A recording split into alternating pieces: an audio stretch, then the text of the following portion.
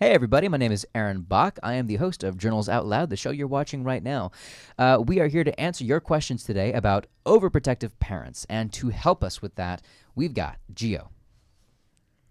We've got Deanna. Hey guys. We've got Albania. What's up, everybody? And we have Abigail. Hello. Thanks all for being here. Let's jump onto these questions and help these people. I didn't have the opportunity to dorm at college, so I am commuting to school from home. However, my parents are a bit overprotective. They are constantly asking where I am all day. They don't allow me to stay out late, and they don't allow me to sleep at friends' houses. So when my friends have parties, I have to leave early. How can I reason with them? Interesting. I think Go for it. for me being a college student right now, my first year, so there's been so many opportunities to get involved with clubs or different organizations that are on campus. So I think if your parents are protecting you, wanting to keep you safe, I mean, they're allowing you to go to school, so maybe just involve a lot of your time on campus so you can get through stuff like that. Just spend time on campus, make friends that way that are also on campus so you can, do homework in their room and then go back to your house later during the day.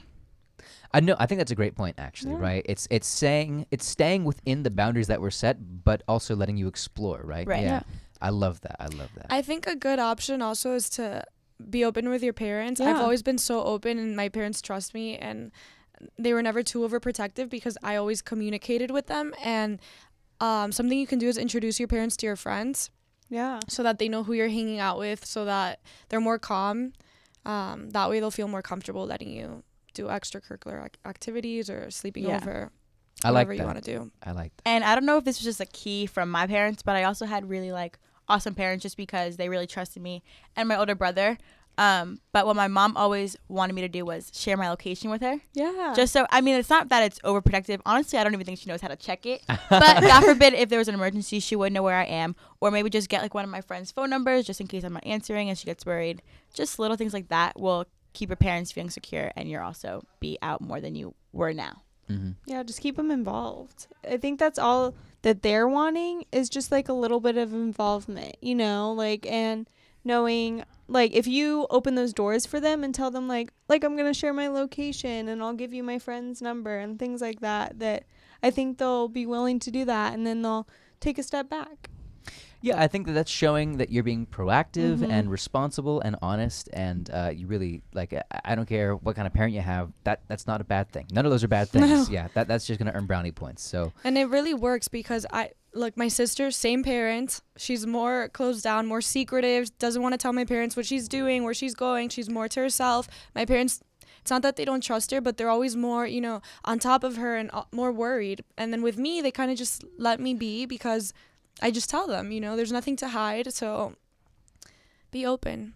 Yeah. Especially being in college. I feel like your parents are trying to understand the fact that, you are becoming an adult, or in this case, you are probably an adult, depending on whatever age you are. I feel like it's very difficult, for parents to accept that in a lot of circumstances. So, how you just stated about the extracurricular activities, that kind of gives them. It gives you a reason, or not necessarily an excuse, but kind of gives you a pathway to make friends and participate and still be involved.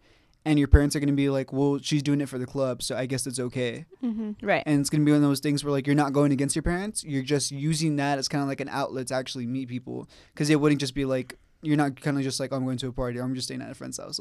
Oh, it's through the Avid Club that we're a part of, and we're actually doing productive stuff. I like that. Now, let me kind of play devil's advocate for a second and ask, if you're in college, odds are you're 18 or older.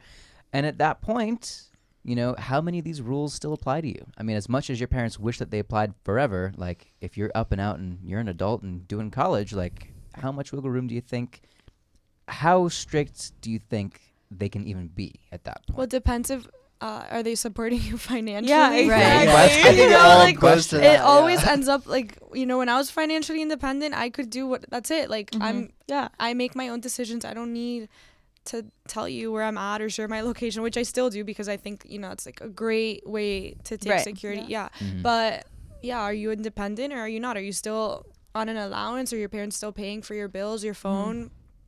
everything. Everything Right, in your life. exactly. Yeah, and they said that they live at their parents' place, so Right. like they're saving money, like living in the dorm and all that stuff. So I mean, it seems like they're still a little bit dependent. So you might have to give your parents little leeway.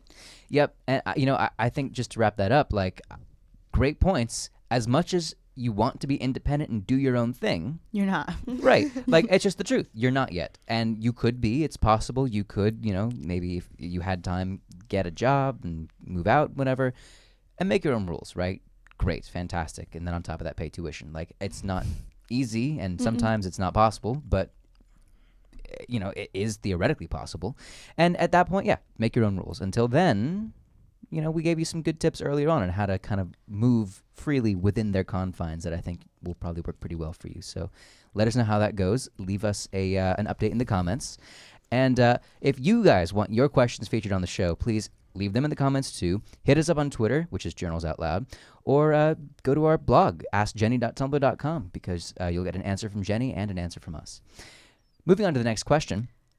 I feel like I don't have any privacy. My mom goes through my phone. They have a filter on Google which alerts them if I search for something bad, and sometimes she'll randomly go through my stuff to purge and get rid of stuff. If I ask them to stop, they'll be like, "What do you have to hide?" And I do have stuff to hide because they're homophobic and I'm bisexual. Any advice? Is this normal or not? So, step 1. Is this normal? No. No. I don't think it's normal at all. Mm-mm. I feel like it's common, but it's unhealthy. I guess it's normal, like from a parent's perspective. Like to them, it's like, okay, I'm your parent, but it's a really unhealthy thing, and it's something that needs to be. It's too like an extreme. Yeah. Like It's over so the top. invasive. Like I feel if my parents were going through my phone, I would be so mad. I would be livid, and not because I'm hiding, something crazy, but that's my privacy. Mm-hmm. Absolutely. I mean, I think that there's a level of respect that doesn't exist here, right? That you would hope to have from people that supposedly love you and trust you, right? And it sounds like I'm going out on a limb here, but probably they sense something in their child that if they are homophobic, they don't like, and so they're maybe paranoid, right? And they are looking for something. They're looking for something that they don't want to see. I'm going to jump in and say that I suggest maybe, and I know that as a child, this isn't like your place to be doing this, but I think it could help. You should suggest having like family therapy and having a therapist there involved, a third person that's going to tell you the truth. Maybe that can help. And the therapist will tell the mom or dad, like, that's not okay for you to be doing. Because I don't think the parents are going to take the child seriously. If the child's like, stop looking through my phone, like, I think they need to hear it from a professional. Because at this point, I think they've crossed a line that should have never been crossed. And also going off that, maybe they're looking through your phone because you're not being as truthful or as open as they would want you to be. So I think going back to the last question, I think the more open you are with your parents, the less they'll feel they need to snoop and go through your phone, because they'll be more of a like boundary, I guess, or like support system. And, if that's possible. Yeah, and to an extent, I do agree with you. Certainly, generally, I do. In this particular case, it's difficult because if this person's parents are actually homophobic and they're bisexual, if that is enough of a conflict where it would put them in some kind of danger, whether it's financial or physical or anything like that, at that point, I definitely do advocate not being so honest about that. I think that there are some things where if you have no option, it's best to keep to yourself until you have the ability to leave that situation and be safe, and then be who you are, which is a very painful thing to have to do. But I always side on the side of caution and safety. The last thing I would ever want to do is to recommend that someone is so honest to the point where their lives are in jeopardy, or that their safety is in jeopardy, or their education is in jeopardy, et cetera, et cetera. So you got to put that first. You got to make sure that you're safe. If you feel that they are that way and that you cannot bring this up, and that it would do more than start an argument, right? It would do more than just drive a rift. Yeah. At that point, you are trapped in a situation where you want to be honest, but there's always going to be something that's a little dishonest, right? And that feeds into their paranoia. That feeds into their behavior, right? Right. So how do we help this person? And is there help? Because that, it's not a fun thing to ask, but like that might there are certainly situations where there is maybe a bit of an impasse at the time. That's why I think in this situation, a therapist or even maybe a school counselor, like I think this person really third needs person. A third person, a third person, because if you can't count on your parents, who are the people that you're supposed to be able to count on, especially for things this tough, you need to get outside help. Yeah, and you know what? That is a great point. Regardless, even forget the nitty gritty like parts of this question. Like just forget like the little tiny details. You right now are probably feeling pretty alone, right? If your parents feel one way and you are one way that they disagree with, right? That's just, you are in a situation that is unfathomably lonely, and you shouldn't feel that way because so many people right now in your life are waiting to accept you, right? They just don't even know yet. So definitely make sure that you are talking to somebody about this. And in regards to the situation with your parents, I'd probably bring that up too. I agree with you, Albania. But step one is definitely making sure that this part of you that you have to hide right now, you shouldn't keep it hidden from everyone. You should find people who you can trust who will support you. And I think that will help a lot anyway. Even in this situation, I think it'll help you feel as though there's a little bit of pressure being let out. Because sometimes when it comes to parents, there's no reasoning with them, you know? Mm-hmm. And so I love what you said. Find support, find friends, find people who are there to back you up. And I love, by the way, the idea of family therapy, of group therapy. It's just a matter of getting them in, you know? You can't force them there. Right. Yep. Yeah. If you feel like that's something you can bring up, do it. That's fantastic. And if that works, amazing. And I agree. I think that they will side with you, at least on this issue. I've been not in the same situation, but I've been in a situation where I wasn't seeing eye to eye with my mom, and I felt like, okay, I need like a therapist involved to make sure that like she lets her see my side, you know? So that third person really helped, and ever since that, our mix-ups cleared up. So for me, it worked, and I think that in this situation, I would give it a shot. Absolutely. Yeah. If it's something that you can do, definitely do it. Totally And even agree. if you don't have access to an actual therapist, where you have to, like, you know, for financial reason or resources, even getting like a trusted family member or a trusted friend that Or like school some counselor. yeah, that has communication with like your or even knows your parents like on a personal level, to kind of just be there, to have like a neutral stance, Yeah. to look at like all sides, but also understand where you're coming from, because it's kind of what you need at that point. Definitely. Absolutely. Don't be alone in this, and you don't have to be. It's just you got to start looking outside your family first. Keep us updated, please. Like, let us know what's going on there. One last question to wrap it up. I'm a 16-year-old girl who doesn't know how to do anything at all. I have always been spoiled. My parents are overprotective, so I never do the most basic things like laundry or babysitting. Can you give me a list of things that I should know how to do and how to learn them? Just little things that an independent teen should know. I just feel so behind in life. I think YouTube is a great. I was about to Yeah, say it's the same funny. thing. Anytime I need to learn something that I don't know what to do, I just YouTube it, and there's like tutorials for everything. Like I'm sure you can find like how to do laundry tutorial. yeah. Like you should learn how to cook the basics, because that's like your survival. Yeah.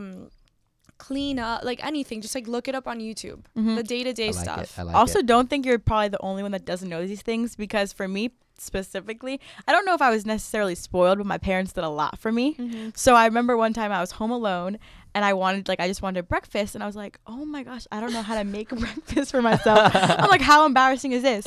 But there I was. I brought my laptop down to the kitchen, and you literally can look up anything nowadays. So I looked up, and there was the tutorials, and the breakfast was really good. So Hey. I recommend that. Yeah. And I just fixed a toilet using a YouTube video, so there you go. Yeah. I'm learning how to, work with Final Cut Pro X using YouTube. So YouTube can take you Oh places. yeah, YouTube is like Yeah. that teacher that you won't get like at any university, any Yeah, college, any like institute. I learned how to actually like mix music like on SoundCloud, literally in one night through YouTube. So Nice. yeah. But I'll also say real quick, don't feel guilty about this. I mean, everyone has a different life situation. I mean, like I was doing like cooking and cleaning and stuff in my house since I was like, I don't know, 12 or whatever, and I was like the main person doing that. And then I met people at college who had never done it until the day they got to college, right? Like, I don't know how to do laundry because I've never done laundry before. And I just looked at them and said, whoa. But Yeah. it's not a bad thing. They just had a different life than me, and that's okay.